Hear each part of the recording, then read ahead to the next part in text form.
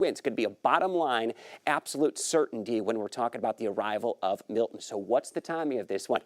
It's getting closer and closer to our shore and our coastline. Winds are going to continue to increase. We've already seen wind gusts of 60 miles per hour or greater for many areas. And that landfall, it is going to be coming on shore just hours from now. We're still looking. We're focusing towards Sarasota County. And when that eye makes its appearance on shore, some of those higher winds are going to be pushing inland. And these are the areas that we may be seeing really from Venice up through Sarasota and even into parts of southern Pinellas County. Not out of the question. We could be under one of those alerts as well. So we're going to get quite the whip of wind coming offshore. And as Chief Meteorologist Bobby Deskins has told you, storm surge numbers have updated. And coming up in a little bit, he'll be sharing more on those. But as the eye makes its approach and even deeper inland, some of those extreme wind warnings still may be out there as we go after midnight tonight. So it's going to be a fairly quick transition as those winds really kick into gear.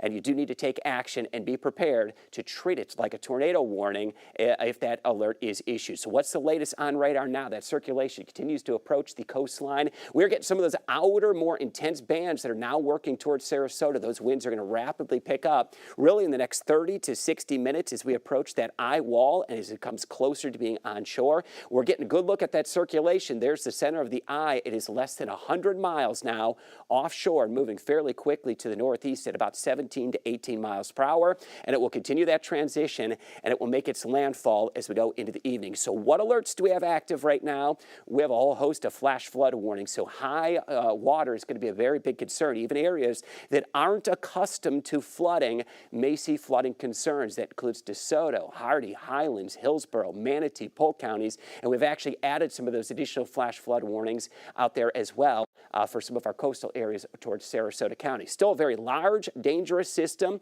as we have now lost at least the appearance of that eye. But I promise you, we are still seeing winds right around that eye wall of about 120 miles per hour, moving northeast at 17 miles per hour. That transition is going to be fairly swift over the next few hours.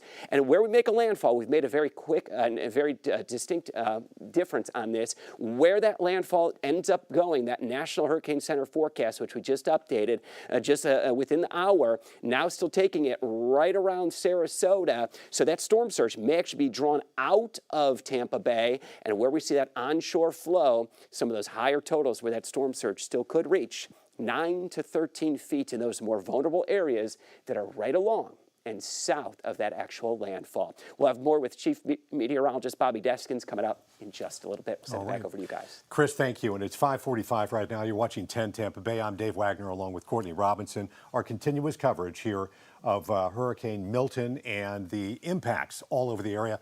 We should mention here that we have cameras stationed all over the area.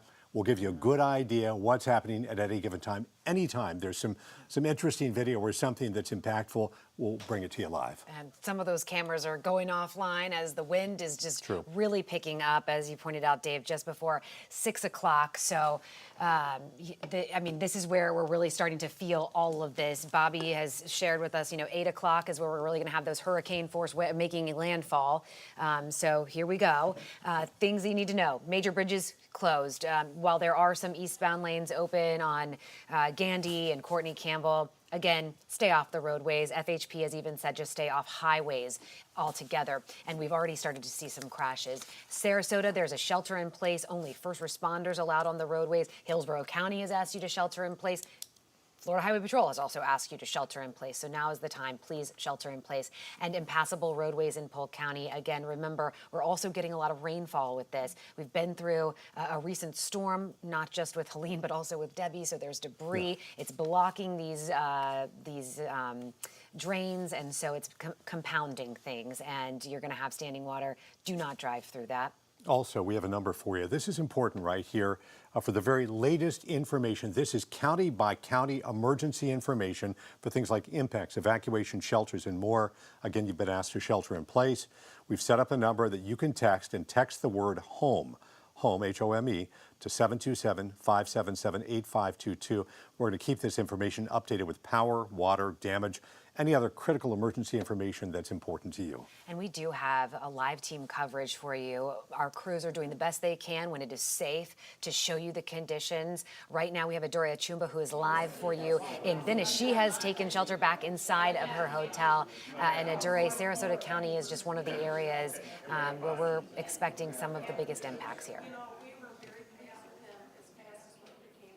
That's right, Courtney, and just moments ago, all the cell phones in this lobby went off with that shelter-in-place alert from Sarasota County, reminding folks that the road conditions are no longer positive and everyone needs to shelter in place. Now, it's not just those county shelters that people are going to. We already have around 9,500 people who are sheltered in county shelters throughout Sarasota County in those schools that were designated as shelter zones. And we also have families in hotels like this one that we're in where they're sheltering, where they're sheltering with their children and their pets as well. And we have this group right behind us